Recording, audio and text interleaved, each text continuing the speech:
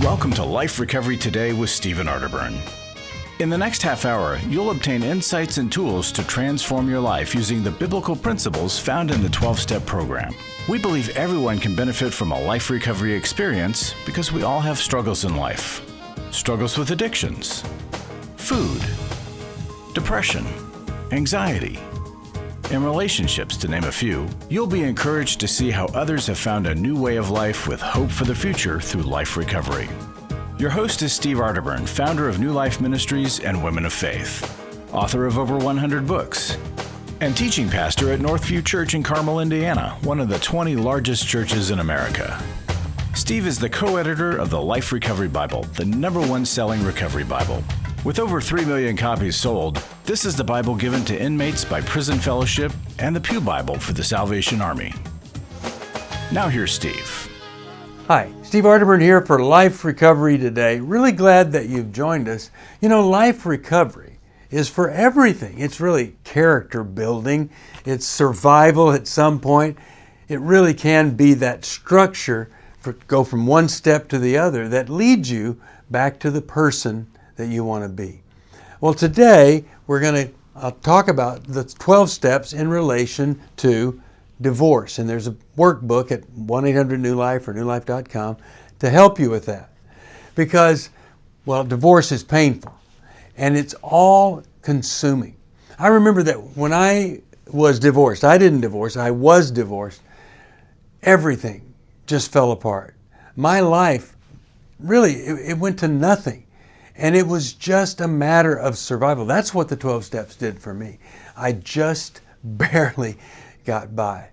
But when we are right into, look, I can't do anything about this, if that person isn't going to change, I can sure do some things for me that help me get through it.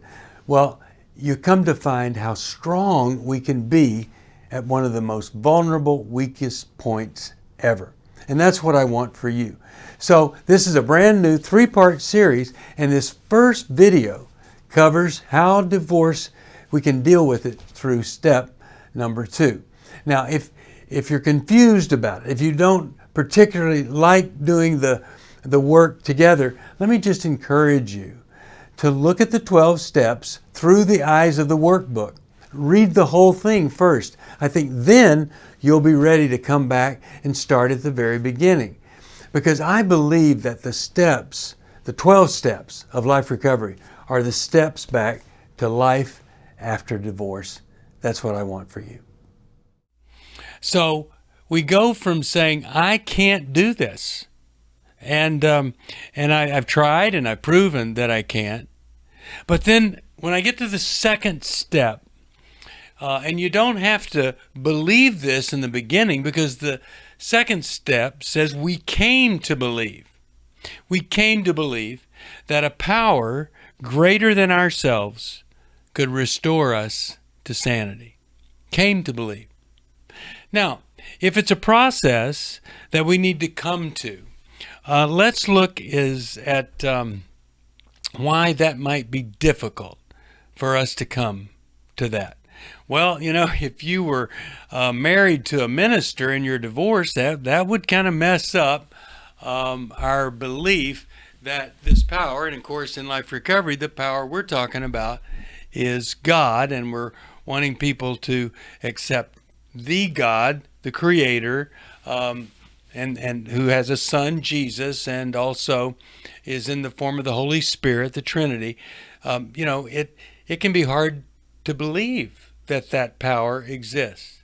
Well, it's really sad to put onto God the beliefs and the practices of people that I say are part of a toxic faith system that doesn't really bring the truth of God forward. So I can't really go on unless I address this right here, because we're talking about coming to believe that a power that is higher than us could restore us to sanity, could make things better. So I want to look at this big roadblock, and especially for women. People say to me, well, look what the Bible says. It says that a woman should submit to a man. Yes. It does say that, but that's not all it says. Because right before it talks about a woman submitting to a man, in about 40 words, it says in Ephesians 5:21, submit yourselves to one another out of reverence for Christ. 40 words about submission after that, and then about 90 words to the man about dying to yourself. Two people that are submitting to each other. Also, you could say they're submitting to the mission that God has for them. Submitting their own pettiness, desires, control, all this stuff to be one and to honor Jesus. I have not found any model for anyone being a doormat and anybody being a dictator in marriage. Step 2, we came to believe that a power greater than ourselves could restore us to sanity. Philippians 2:13 says this, God is working in you. That's pretty neat. I love it, the fact that God created this big old universe, and somehow in the nature of God, he wants us to be part of his world. He wants to be close to us. I think that's pretty amazing. God is working in you, giving you the desire. Now, isn't that something? Transformation comes when we change the way we think. We start to think, well, maybe God is really, really for us, wants the best for us. Start to think about that. And then he's working in us, giving you the desire and the power to do what pleases him. Isn't that great? So you don't have to depend on your own power.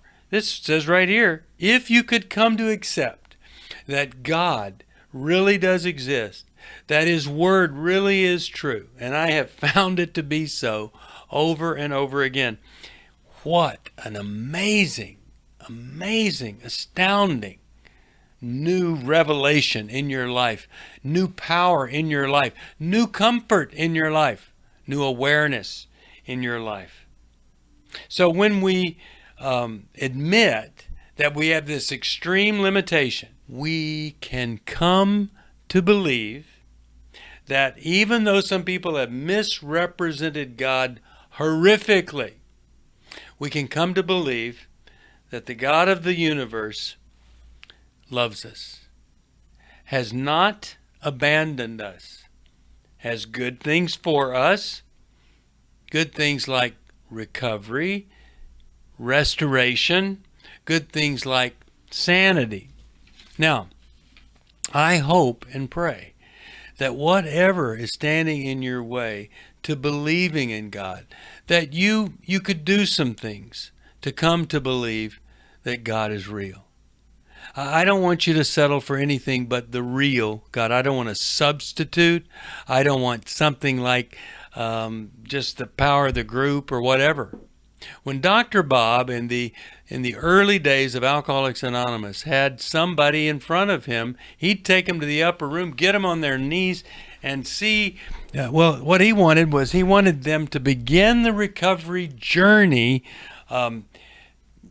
accepting Christ from the very beginning. So it wasn't just about a higher power or the group or a tree or whatever. It was Jesus. And the success rate was magnificent. So if I were you, I'd do whatever it took to come to believe that God is real if you don't. And to come to believe that God really loves you and cares for you. There are stories, if you Googled astrophysicist who came to Jesus, atheist scientist who came to know Christ. You'll find some amazing stories if that's what you need. There are stories about toxic faith. I wrote a book, Toxic Faith. Stories about spiritual abuse. To say to you that what happened to you was real and it was horrible, absolutely horrible, but it's common. But it isn't about God. It's about human frailty. And it's about mistakes that were made. And you were the victim. And while God says he will wipe away every tear, it doesn't say that he will prevent every tear. came to believe that a power greater than ourselves could restore us to sanity. God loves you, cares about you, has power greater than any of us, greatest power in the universe, and he wants to use it for the restoration of every soul that turns to him. So there might be a past history of mistreatment that would cause you to hesitate in coming to believe. Could be that you thought God would protect you from being hurt by somebody. You had some unrealistic expectations of God, that if you believed, you'd be immune to the problems of this world. Maybe you just believed in yourself and you thought you could do it all, and God never ever helped you see that, and you ended up losing everything rather than God stepping in. You know, one of the things that's so amazing when it comes to God is that we're fairly forgetful when God does do something. It's really easy to forget that he did it. So sometimes we have to look back and think about what God did that was absolutely amazing. So here's what I know. Self-effort in the midst of struggle leads to self-destruction. Partnership with others in the recovery process, partnership with God brings restoration and healing, and this word sanity. And sanity is a really great form of serenity. They go together. Can't have one without the other. So I want to encourage you, if you don't have this little workbook, at least sit down and write down a list of reasons that it's hard for you to come to believe that a power greater than yourself could restore you to sanity. And then write out next to the reason maybe something that you've rethought and know that's more true. Like, you thought God protected people that believed in God, but then you say, oh, that was in the Garden of Eden, and we're not in the garden. Or maybe it's just some questions to sit down and ask a minister about. So, I can't. Second step, God can. That's number 2. Do you believe it? I'm praying whatever is standing in the way of you coming to believe in God, and that God has love for you and power for you. I am asking God to absolutely transform your life. Now you go to work on transforming it too. Are you going through your struggles alone? Do you want someone to talk to help you through your pain? Do you feel like a failure when you relapse again, telling yourself, next time will be different? Don't walk this path alone anymore. Join a life recovery group today and be a person that your friends and family can be proud of. God created us to be in community, and we believe everyone can benefit from a life recovery experience. There are life recovery groups all over the country, and if there isn't one in your area, we can help you start one. Life Recovery brings recovery to you, right where you are. You'll take a journey with others to find healing and freedom. Whether you're looking to join a group or start one, New Life Ministries is here for you. Call us at 1-800-NEW-LIFE or visit liferecoverytoday.net. Life recovery isn't just about making the courageous choice to give up an addiction or dependency. It's a journey towards health, wholeness, and becoming your very best you. If you need resources to help you in your journey, we can help. There are many life recovery resources that you can do on your own, with a group, or with your church.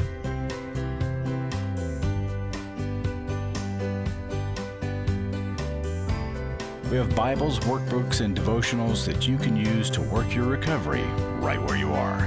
That's the beauty of life recovery.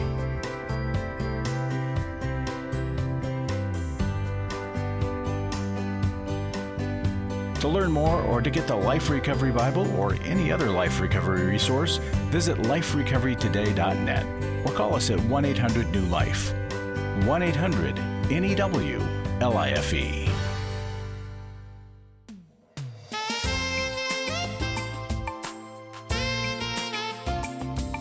Welcome back. We're going to transition into the third step. And we've done everything we could with willpower.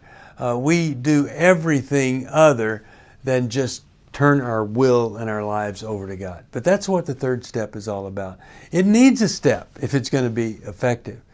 Because what we hold on to, God just can't transform. But what we surrender to Him through the third step, He will transform it for our good. Now, if you've gone through divorce, if you're functioning on any cylinder at all, it's pretty insane. Everything just changes. I mean, the bottom falls out. It is not fun. It is not pretty. And I hate it. And I've been through it. But then once we come to believe that there is this power that could restore me to sanity, and I work through all of the reasons that I've been hesitant, or I've been so reliant on myself, then I have a decision to make. And that's where step 3 comes in. We made a decision to turn our wills and our lives over to the care of God. Your life and your will. So, willpower? No. I want God power. I want it to be God's will in my life. And so I want to turn my will and my life over to the care of God. Now, before I really do this, and what this is called, of course, is surrender. And I have seen the reality of my situation, and I have seen the reality of God, and now I am surrendering. So before I surrender, all I can really do is see my reality. But when you start to believe in the reality of God, then you can surrender to God. A lot of times folks say, I'm waiting on God to do something. Well, maybe you've been waiting on God to do what God has been waiting on you to do. How about that? So let's don't do that anymore. Maybe you say, I really believe it's going to get better. But that belief actually isn't belief. It's a wish that you have. And it's a wish based on false hope.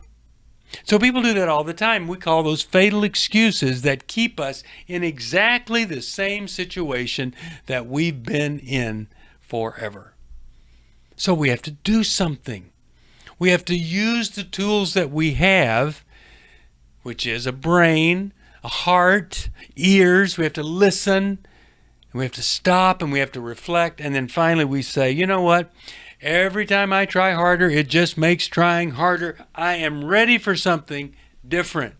Because in and of my own power, my own strength, I'm dying. Literally dying physically. And I was at a place in my life where, I was sick because I didn't surrender to God. 80 ulcers in me, lack of surrender. Then when I did surrender, all that shame went away. I accepted Christ's forgiveness. Boy, did my sanity return, but also my physical health return. Spiritually and emotionally, I'm sick when I'm functioning under my own power, doing things my way, essentially, taking things or matters into my own hands. Some people, they don't surrender because they say things like, well, I'll never, ever trust anybody that's in the church. I get that. If you were in a church where you were sexually abused, I wouldn't either. But hopefully, at some point, you're able to see that not every evil person represents a God who not only loves you, but wants to restore you. And you can get beyond it. You can grieve what that person took from you, but no longer be influenced by or controlled by that person. When I surrender, and I do it on a regular basis, I get caught up in worry, anxiety, all this, and then I surrender, and there's relief. Oh, it's just so great to have this relief. And then security is so fantastic. I'm trusting God. I'm not focused on all my shame and regret. I'm not obsessed with dread and anxiety and fear. I'm just with God because God has my back and my front and both sides. So I can surrender to God. And it's so great to go from all this shame about the past, all this worry about the future, to peace and serenity and sanity. You know, one of the things when we surrender that we're giving up, it's just an illusion anyway. We're giving up control. We think we can control another person, or we think we can control our circumstances or our job or our life or whatever it is, but we can't. And a lot of times we're so afraid of stuff that that's what leads us to want to control things. But when I surrender, I don't have to be afraid because I know my life is in God's hands. Listen to this wonderful passage, Isaiah 54, 4 through 8 in the Life Recovery Bible. It says this, "Fear not, you will no longer live in shame. Don't be afraid. There is no more disgrace for you. You will no longer remember the shame of your youth and the sorrows of your widowhood. For your Creator will be your husband, and the Lord of heaven's armies is his name. He's your Redeemer, the Holy One of Israel, the God of all the earth. For the Lord has called you back from your grief. Though you were a young wife abandoned by her husband, says your God, for a brief moment I abandoned you, but with great compassion I will take you back." Now God just wants to do that with people. He wants to take them back. He wants to bring us to Him. And He'll remove the shame and all of the regret that we have experienced in our past. You know, there's such a difference when I surrender and start living a surrendered life than when I'm living that life of self-will. I mean, it's just not a good thing ever, this self-will that I have inside. But when I surrender, it's over. You see, when I'm under self-will, it's all about my desires, what I feel like I want, and that's all short-term. So here's what I want, God, and it's short term. And when I surrender, I'm saying, okay, God, your will. Not this short term stuff for me, but the long term stuff for you. Pretty exciting. When it's me, it's all about how I feel. And when I surrender, it's about God's truth and what it says. And, you know, it doesn't say crummy stuff. It says great things, hopeful things, ways to live, a path to follow.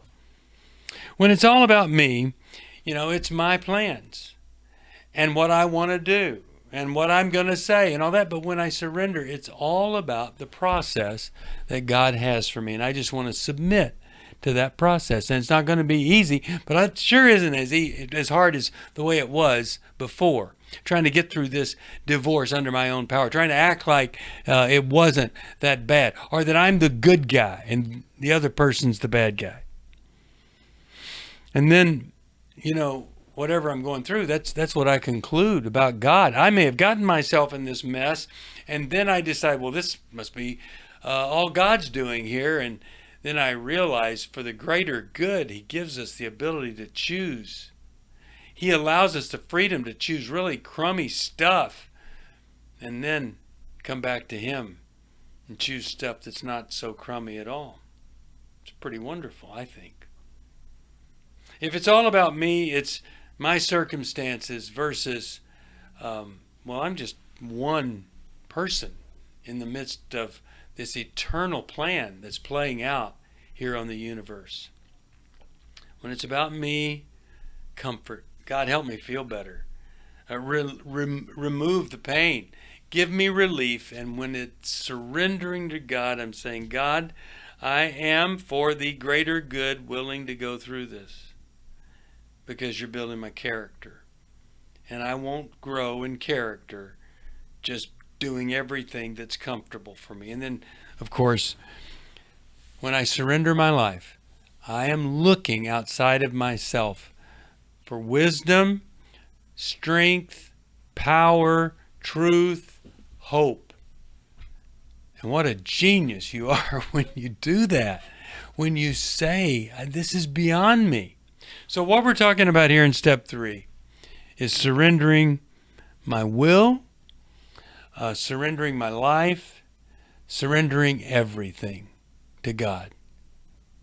Now, when I do that, I'm going to accept God's forgiveness for the mistakes I made in that marriage that might have contributed to the divorce, but they may not have. Let me tell you what I'm talking about. Everybody makes mistakes in marriage, but not everybody divorces them. So you might have made some mistakes that caused problems, but they weren't the reason you got the divorce.